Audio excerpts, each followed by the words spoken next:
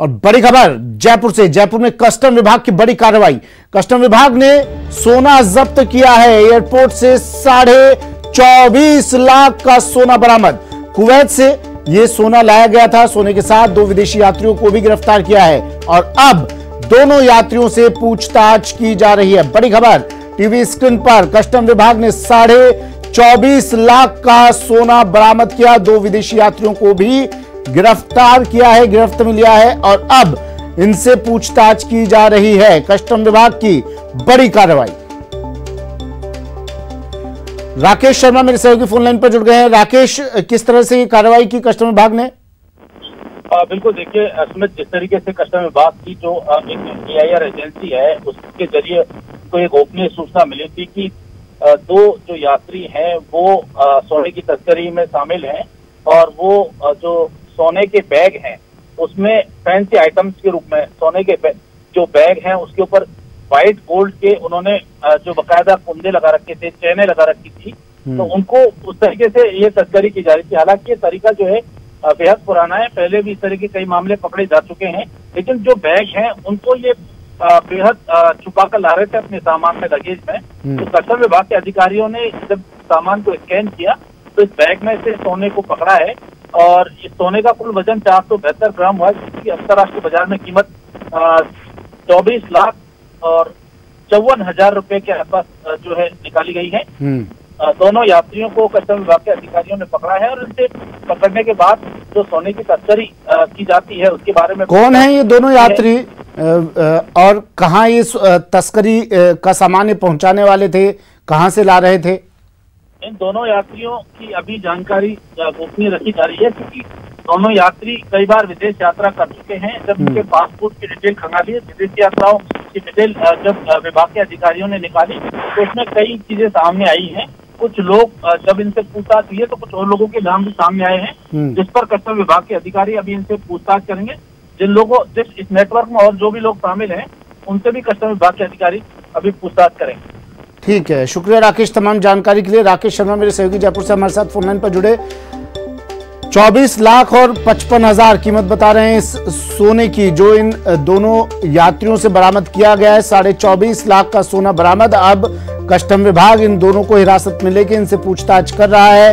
कहां इनके तार जुड़े हुए हैं, कहां ये सोना डिलीवर किया जाना था, कहां ये तस्करी का सामान डिलीवर किया जाना था, इन तमाम चीजों को लेकर अभी खुलासा नहीं किया गया है। इन दोनों यात्रियों से पूछताछ विभाग कर रहा है।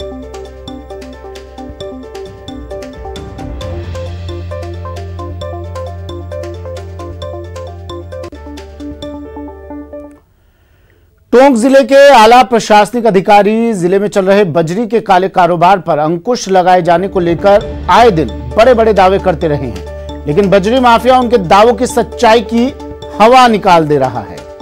जी हां, हम अब आपको जो वीडियो दिखाने जा रहे हैं वो उनियारा उपखंड के नगर पलाई मार्ग का है, जहां से आप बजरी ट्रैक्टरों का बेखौफ संचालन होता देख सकते हैं। खास बात यह है कि बजरी रोजाना बनेठा के पास बनास नदी से भरकर बूंदी जिले में ले जाई जाती है और ये बजरी tractor Tonk Sawai Madhopur national highway 116 पर स्थित टोल टैक्स पर लगे सीसीटीवी कैमरों के सामने से गुजरते हैं, लेकिन ना ही तो SIT कोई कार्रवाई इन पर करती है और ना ही संबंधित थाना पुलिस और प्रशासनिक अधिकारी। ये तस्वीरें देखिए, यहां सर्वोच्च न्यायालय द्वारा प्रदेश में बजरी दोहन और परिवहन पर लगाई गई रोक कितनी प्रभावशाली साबित हो रही है, ये आप इन तस्वीरों के जरिए समझ सकते हैं।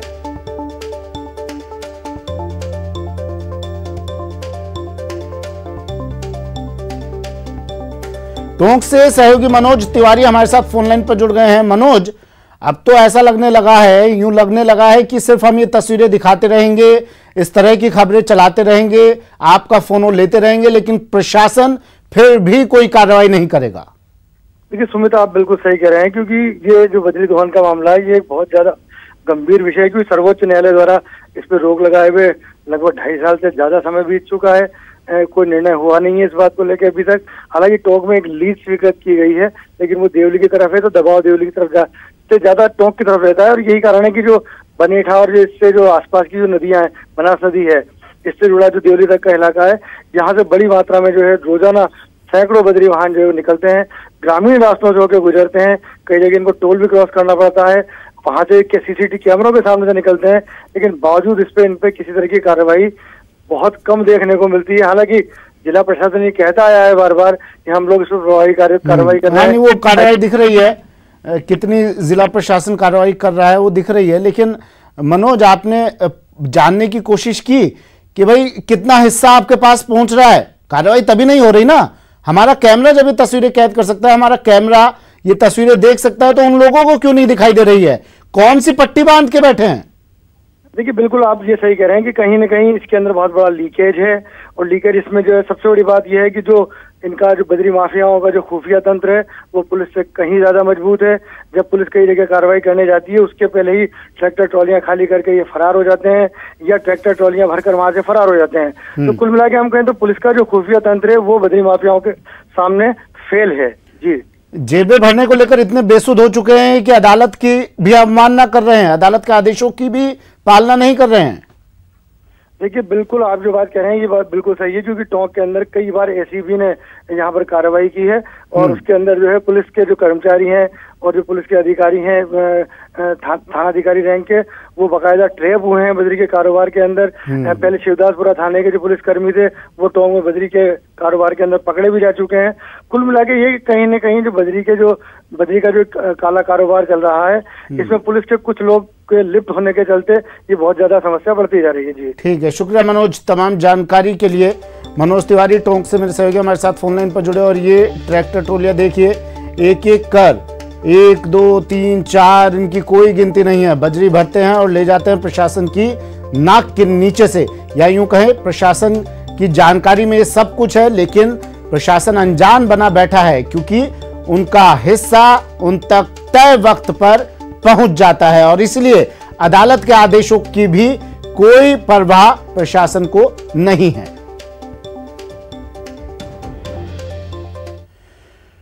खबर कोटा से। कोटा में सटोरियों पर कार्रवाई, पुलिस के शिकंजे में 8 सटोरिये, आरोपियों से 25,000 नकदी जब्त की है, 25,000 की राशि जब्त की है। आरोपियों के पास से कई मोबाइल भी मिले हैं। बड़ी खबर टीवी स्क्रीन पर, और ये तस्वीरें भी, सटोरियों का ही गिरोह अब पुलिस के हत्थे चढ़ चुका है। कई सटोरियों पर पुलिस ने कार्रवाई की, 8 सटोरिये अब पुलिस के शिकंजे में।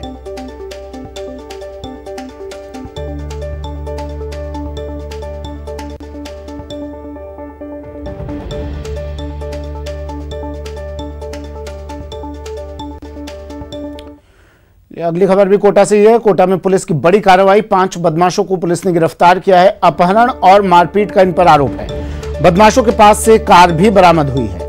रामगंज मंडी थाना पुलिस ने यह कार्रवाई की है। बड़ी खबर कोटा से। कोटा पुलिस की बड़ी कार्रवाई, 5 बदमाशों को किया गिरफ्तार। अपहरण और मारपीट का आरोप, कार भी इन बदमाशों के पास से बरामद हुई है। कोटा से सहयोगी ओम प्रकाश फोन लाइन पर जुड़ गए हैं। ओम प्रकाश, कौन है ये लोग, किस तरह से कार्रवाई पुलिस ने की? कई संगीन इल्जाम इन पर हैं। जी, ये 2 दिन पहले गांव में रामगंज मंडी इलाके में ही चबूतरे पे बैठे एक राजाराम नामक युवक का कार में डालकर अपहरण कर लिया और दूर इलाके में ले जाकर उनके साथ होकी से मारपीट की। और ये सनसनी जो ये वारदात हुई, इसके बाद में राजाराम ने रामगंज मंडी थाने में मामला दर्ज करवाया। उसके बाद पुलिस ने सतर्कता दिखाते हुए 2 दिन बाद इन 5 बदमाशों को गिरफ्तार किया है। ये 5 बदमाश रिछड़िया व गुंडी सहित आसपास के गांव के निवासी हैं। फिलहाल पुलिस इसका क्राइम रिकॉर्ड भी देख रही है, लेकिन ये कहा जा सकता है कि कोचिंग नगरी में बदमाशों के हौसले इस कदर बुलंद है कि दिन दहाड़े इस तरह की वारदात को अंजाम देकर फरार हो जाते हैं। फिलहाल रामगंज मंडी थाना पुलिस पूरे मामले की जांच कर रही है। ठीक है, शुक्रिया ओम प्रकाश तमाम जानकारी के लिए।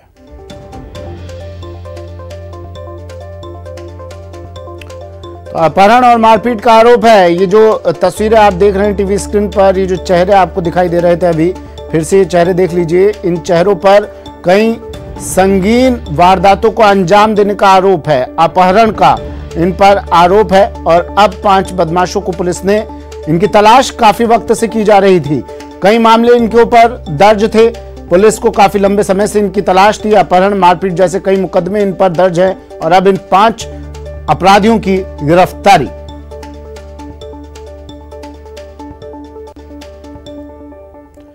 और अब बात शहर शहर आग के तांडव की। कुछ तस्वीरें आपको दिखा देते हैं।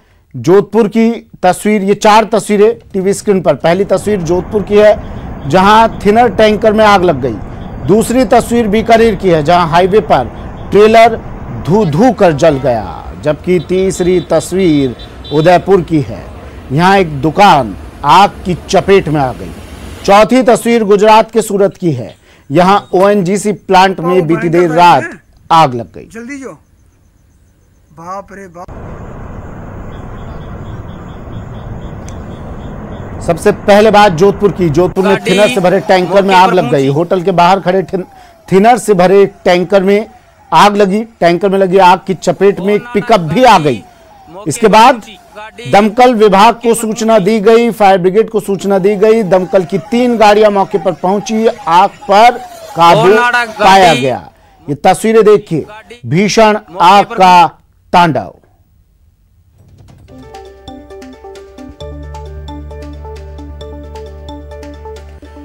और अब खबर बीकानेर से। बीकानेर में ट्रेलर में आग लग गई। हाईवे पर धू धू कर ट्रेलर पूरी तरह जल गया। गजनेर टोल के पास यह हादसा हुआ।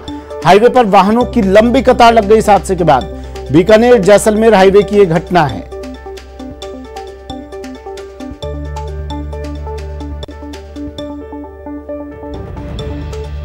उदयपुर से खबर, 3 दुकानों में आग लगी।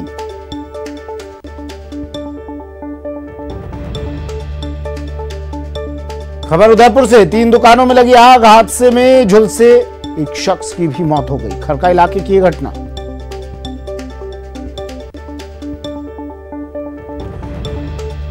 उदयपुर की तस्वीरें हैं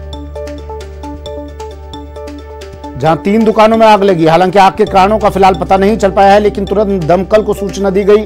दमकल की गाड़ियां मौके पर पहुंची, आग पर काबू पाया गया। लेकिन इसमें एक शख्स बुरी तरह से झुलस गया था, जिसकी बाद में इलाज के दौरान मौत हो गई। ये तस्वीर उदयपुर की।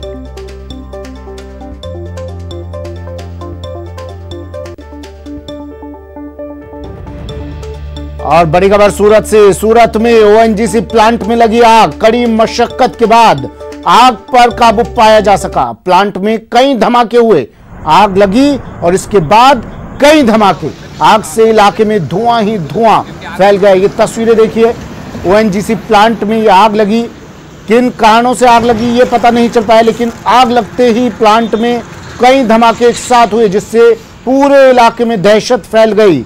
आग से पूरे इलाके में चारों ओर धुआं ही धुआं। आग की भयावहता अंदाजा आप लगा सकते हैं तस्वीरें देखकर। पूरे इलाके को धुएं ने अपनी जद में ले लिया। इसके बाद दमकल की गाड़ियां मौके पर पहुंची और आग पर काबू पाया जा सका। ओएनजीसी प्लांट में आग।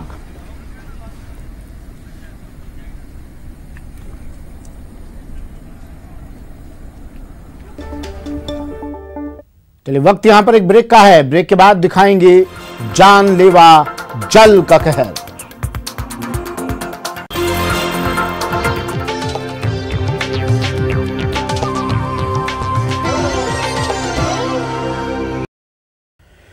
ब्रेक के बाद स्वागत है आपका। और अब बात जानलेवा जल की। प्रदेश में घरों में आ रहा पीने का पानी जानलेवा हो सकता है, ये हम नहीं कह रहे हैं। ये खुलासा जलदाय विभाग और स्वास्थ्य विभाग की रिपोर्ट से हुआ है। राजस्थान के 90% से ज्यादा जिलों में पानी की क्वालिटी सही नहीं है। 33% से ज्यादा आबादी घटिया क्वालिटी का पानी पी रही है। पेयजल की गुणवत्ता सुधारने के नाम पर भले ही सरकारी खजाने से हर साल अरबों रुपए खर्च किए जा रहे हैं, लेकिन बावजूद इसके राजस्थान में पेयजल की गुणवत्ता में कोई सुधार नजर नहीं आ रहा है। राजस्थान के सभी जिलों में की गई पानी की केमिकल जांच में 27,914 सैंपल में से 8,277 सैंपल फेल पाए गए हैं। प्रदेश के सभी जिलों में बेहद घटिया गुणवत्ता वाला पेयजल सप्लाई किया जा रहा है। केवल हनुमानगढ़ में 353 में से कोई सैंपल फेल नहीं हुआ है।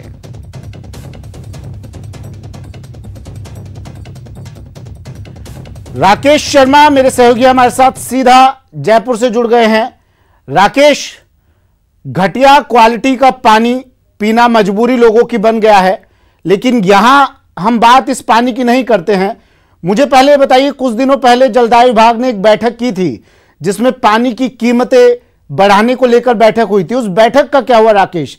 कीमतें बढ़ाई कि नहीं बढ़ाई, वो जरूरी चीज है।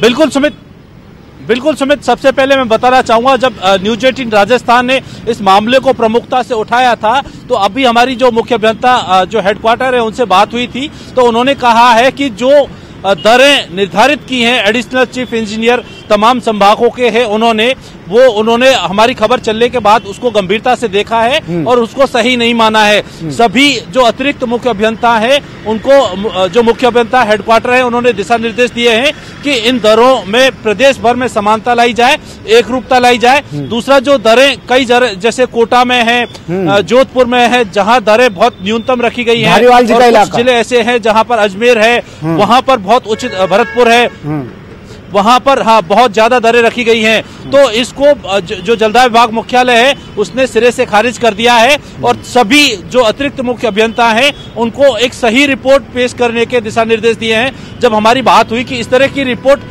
जो संभाग मुख्यालय वहां से कैसे आई, तो उनका कहना है कि जो रिपोर्ट्स है वो कुछ कनिष्ठ अभियंताओं के द्वारा तैयार करवाई गई थी। जो दरें निर्धारित की गई थी वो तकनीकी रूप से सही नहीं थी। तो अब चूंकि मुख्यालय इस मामले को लेकर के सख्त हुआ है और जो दरें अभी तक जो प्रस्तावित थी, जो उनको लेकर के मुख्यालय ने कड़ी नाराजगी जताई है, ऐतराज जताया है, और उसके बाद अब फिर से नई दरें जो है वो संशोधित दरें जो संभाग मुख्यालय उनके द्वारा यहाँ पर अब प्रस्तुत की जा सकती हैं, बहुत जल्द की जाएंगी। ठीक है, देखिए दरों को लेकर बात हो गई, दरों को लेकर बैठक हो गई जलदाय विभाग की, क्योंकि जरूरी सबसे ज्यादा यही है कि किस तरह से लोगों की जेब काटी जा सके। इसलिए मैंने पहला सवाल आपसे पूछा। अब बात कर लेते हैं क्वालिटी की, पानी की क्वालिटी की। इसको लेकर जलदाय विभाग गंभीर है? इसको लेकर कभी बैठक होगी जलदाय विभाग में, या सिर्फ बिल को कैसे बढ़ाया जाए, किस तरह से जेब में हाथ डाला जाए आम लोगों की, इसी पर मंथन होता रहेगा?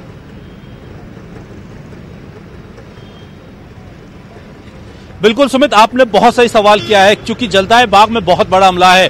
सरकार ने बकायदा लेबोरेटरी खोली हुई है। अब चूंकि स्वास्थ्य विभाग भी जो है पानी के सैंपल की जांच में जुट गया है। सबसे बड़ी बात यह है कि जिस तरीके के जो चौंकाने वाले तथ्य इस जांच में सामने आए हैं, उससे देख करके ये लगता है कि जलदाय विभाग के जो अधिकारी हैं उनमें कामकाज को लेकर एक रूपता नहीं है। जो ये रिपोर्ट्स आती हैं, ये रिपोर्ट्स सिर्फ जो है कागजी रिपोर्ट्स बन करके इनको कूड़ेदान में डाल दिया जाता है, इन पर अमल नहीं होता। राजधानी जयपुर में बैक्टीरिया के 13 सैंपल पाए गए हैं, नागौर में 41 सैंपल बैक्टीरिया के पाए गए हैं, बूंदी में 89 सैंपल बैक्टीरिया के पाए गए हैं। सुमित, मैं बताना चाहूंगा कि बैक्टीरिया जनित पानी वो पानी होता है जो उस क्षेत्र में महामारी पैदा कर सकता है। यानी राजधानी जयपुर में अगर 13 सैंपल बैक्टीरिया के पाए गए हैं तो ये बेहद चिंताजनक बात आम आदमी के लिए है, बहुत गंभीर बात जो है सरकार के लिए है, और सबसे बड़ी लापरवाही उन अधिकारियों की, उन महकमों की इसमें उजागर होती है जो इस पानी की क्वालिटी की कंट्रोलिंग के लिए बैठे हैं। उन अधिकारियों की जिस तरीके से जो कार्य प्रणाली है कि जब 13 सैंपल फेल पाए गए हैं तो उस दिशा में क्या प्रयास उन्होंने किए हैं, किस तरह के एफर्ट्स वहां पर जारी हैं। चूंकि ये तो सिर्फ बैक्टीरिया की रिपोर्ट है, बैक्टीरिया की रिपोर्ट अजमेर, उदयपुर, कई और जिले भी हैं जहां पर जो है वहां पानी में बैक्टीरिया पाया गया। यानी पानी की गुणवत्ता इन जिलों में बेहद खतरनाक स्तर पर है, जो महामारी का रूप ले सकती है और ये महामारी संक्रमण के द्वारा फैल भी सकती है। दूसरी तरफ केमिकल रिपोर्ट की बात करें तो केमिकल रिपोर्ट में मात्र 3 या 4 जिले ऐसे हैं जहां पर पानी पीने लायक है, नहीं तो अधिकांश जिलों का पानी जो है पीने लायक नहीं है। चाहे हम भूजल की बात करें या पीएचईडी द्वारा जो फिल्टर करके पानी सप्लाई किया जा रहा है, इंदिरा गांधी नहर परियोजना का जो पानी है, और यहाँ तक कि जो मुख्यमंत्री का गृह जिला है, केंद्रीय जल मंत्री का जो गृह जिला है, वहां पर जो है पानी की केमिकल रिपोर्ट बेहद घटिया आई है और बेहद चिंताजनक है। वहां पर जो पानी सप्लाई, चाहे नहर के पानी की सप्लाई की बात करो, उस पानी को सप्लाई फिल्टर करके सप्लाई किया जाता है, लेकिन वो पानी भी क्या कर रहे हैं जब वोट मांगने जाते हैं तो कहते हैं ना लोगों से क्या आपकी मूलभूत जरूरतों को पूरा करेंगे हम, रोटी, कपड़ा, मकान, पानी, बिजली। कहां है ये लोग? अब दिखाई दे रही है उन्हें खबर? शर्म आ रही है थोड़ी खबर देखकर उन्हें? बिल्कुल सुमित, जिस तरीके से जनप्रतिनिधि लगातार जो उनका प्रमुख मुद्दा होता है मूलभूत सुविधाएं उपलब्ध करवाना, जिसमें पानी सबसे पहली चीज है, सड़क, पानी, बिजली। लेकिन जब पानी की क्वालिटी जिस स्तर की है, ये शायद एक चुनावी रूप में जरूर नजर आती है, चुनाव के बाद ये गायब हो जाती है। दूसरी बात, इस दिशा में हजारों करोड़ रुपए स्वयंसेवी संस्थाओं पर भी खर्च किए जाते हैं जो पानी की। ये खबर चलेगी और इस तरह की 50 खबरें हम दिखा देंगे, बावजूद इसके असर कुछ नहीं होगा। ये खबर इसी तरह से हम बदस्तूर दिखाएंगे, हमने पहले भी दिखाया, अब भी दिखा रहे हैं। लेकिन सबसे बड़ा सवाल ये कि कब होगा लोगों की समस्याओं का समाधान। जो वादे वोट मांगने जाते वक्त किए जाते हैं, वो वादे धरातल पर कब उतरेंगे? मूलभूत जरूरत है पानी की, जल की, और यही मूलभूत आवश्यकता पूरी नहीं हो रही है।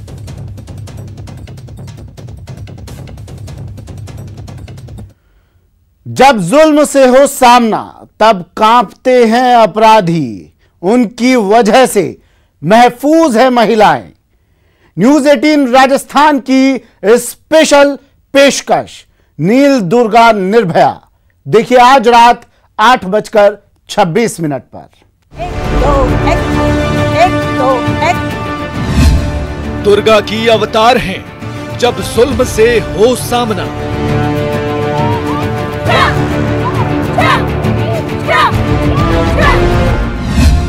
बौने पड़े अपराधी, महफूज हैं बहन बेटियां।